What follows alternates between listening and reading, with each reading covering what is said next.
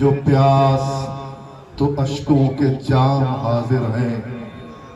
قرآن مجید میں صاف الفاظ میں ہے کہ اگر حق ان کے خواہشات کی پیروی کر لیتا تو زمین و آسمان فنا ہو جاتے۔ حق سے مطالبہ بیعت سلسلہ باطل کی ایک کڑی لگی تھی۔ حسین اگر بیعت کر لیتے، لوگ کہتے ہیں کہ اگر حسین بیعت کر لیتے تو کیا ہو جاتا؟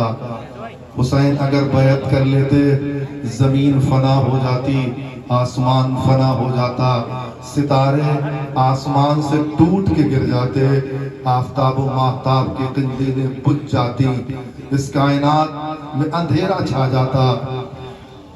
انسان اور انسانیت تو چھوڑ دیجئے، زمین پر حشرات الارض بھی باقی نہ رہتے۔ جب کفر و شرک و الحاد کی آندھیاں اسلام کے اس ہرے بھرے شجر کو جھلسا دینا چاہتی تھی تو اس وقت نبی کا لال مدینے سے ایک عزم مستحکم لے کے اٹھا۔ اصغر کا گلا چھد رہا ہے تو چھد جائے، عباس کے بازو کٹ رہے ہیں تو کٹ جائے، علی اکبر کا گلا چھدتا ہے تو چھد جائے، حسین کا گلا سرتن سے جدا ہوتا ہے تو ہو جائے، زینب کی ردا چھن جائے، سکینہ کے گوشوارے اتر جائے، لیکن اے اسلام تیرے چہرے کے حسن کو حسین مات نہ ہونے دے گا۔ اور یہ کہتے حسین کربلا کے میدان میں آ گئے۔ کربلا کسی بیاب و گیاب میدان کا نام نہیں ہے، کربلا کسی ریگستان کا نام نہیں ہے، کربلا سمجھے تو کیا ہے؟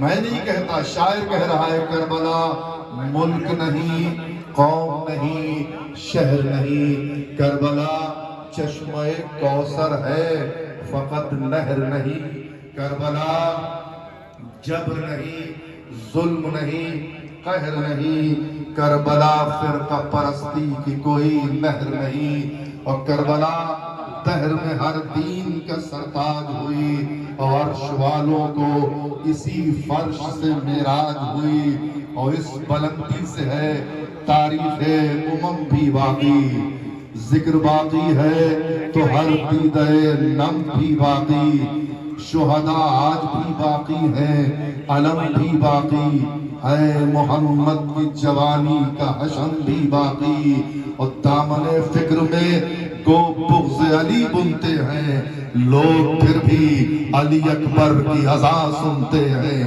اور کربلا اب بھی حکومت کو نگل سکتی ہے، کربلا طاقت کو تلووں سے مسل سکتی ہے، کربلا خار تو کیا آگ پہ چل سکتی ہے، کربلا وقت کے دھارے کو بدل سکتی ہے، کربلا قلعہ فولاد ہے جراروں کا، کربلا نام ہے چلتی ہوئی تلواروں کا۔ کربلا آواز دے رہی ہے تو جب کربلا آواز دے گی تو کسے آواز دے گی؟ کربلا اسی کو آواز دے گی نا کہ اے کربلا کے قائد احرام السلام۔ کون حسین کو آواز دے گی؟ کس طریقے سے پکارے گی کربلا؟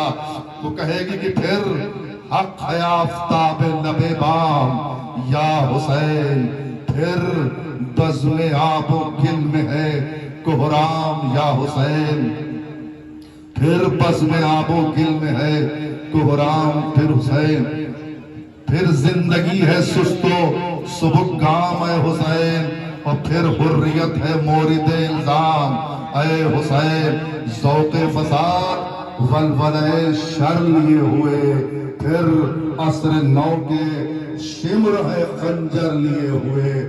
ضرورت ہے کہ آج پھر کوئی حسین ہو جو آج آگے آ کر ان باطل پرست طاقتوں سے سامنا کر سکے۔ بس عزیزو، یہ کربلا میں حسین کا قافلہ پہنچ گیا۔ کربلا میں حسین تخت و تاج کے لیے نہیں آئے تھے، کربلا میں حسین دین اسلام کو بچانے کے لیے آئے تھے۔ عزیزو، آپ آئے ہیں تابوت کی زیارت کرنے کے لیے۔ میں اکثر کہتا ہوں، پچھلے سال بھی میں نے گزارش کی تھی، مسائل سننے کے لیے نہیں ہوتے ہیں، محسوس کرنے کے لیے ہوتے ہیں۔ ذرا سوچئے کہ کربلا میں صرف جوانوں نے قربانی نہیں دی ہے۔ کربلا میں اگر سب سے پہلے کربلا کی تپتی ریت پر اگر کسی کا خون گرا ہے نا تو وہ 8 اور 9 سال کے بچوں کا گرا ہے۔ یہ کس کا خون تھا؟ یہ مسلم کے نونہالوں کا خون تھا۔ جانتے ہیں کون ہے مسلم؟ سفیر حسین مسلم ہیں۔ مدینے سے چلے تھے، 2 بچے اپنے ساتھ لے کے چلے تھے۔ 2 بچے ماں کے ساتھ تھے۔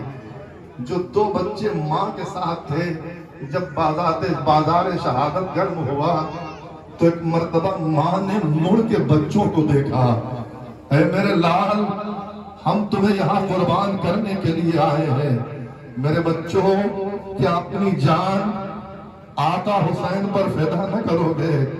اے میرے بچوں اپنی ماں کو شرمندہ نہ کرو، میرے بچوں جاؤ آقا سے اجازت لو، اور لینے کے بعد اپنی جان کا نذرانہ حسین آقا کی خدمت میں پیش کر دو۔ بچے اجازت لیتے ہیں، لینے کے بعد میدان میں جاتے ہیں، طاقت کے جوہر دکھاتے ہیں۔ روایتوں میں ملتا ہے کہ جناب عبداللہ جو جناب مسلم کے بڑے بیٹے تھے، 98 ملائین کو واصل جہنم کیا ہے۔ 98 ملائین کو واصل جہنم کرنے کے بعد یہ دونوں بھائی ایک ساتھ لڑ رہے ہیں، جن میں بڑے بھائی کا نام جناب عبداللہ تھا اور چھوٹے بھائی کا نام جناب مسلم تھا، جناب محمد تھا۔ دلیرانہ جنگ کر رہے ہیں، اس انداز سے جنگ کر رہے ہیں کہ دشمن الامان والحفیظ کی صدائیں بلند کر رہے ہیں۔ لیکن سوچئے عزیزو، صاحبان اولاد ہیں آپ، ہماری بہنیں بھی زیارت کر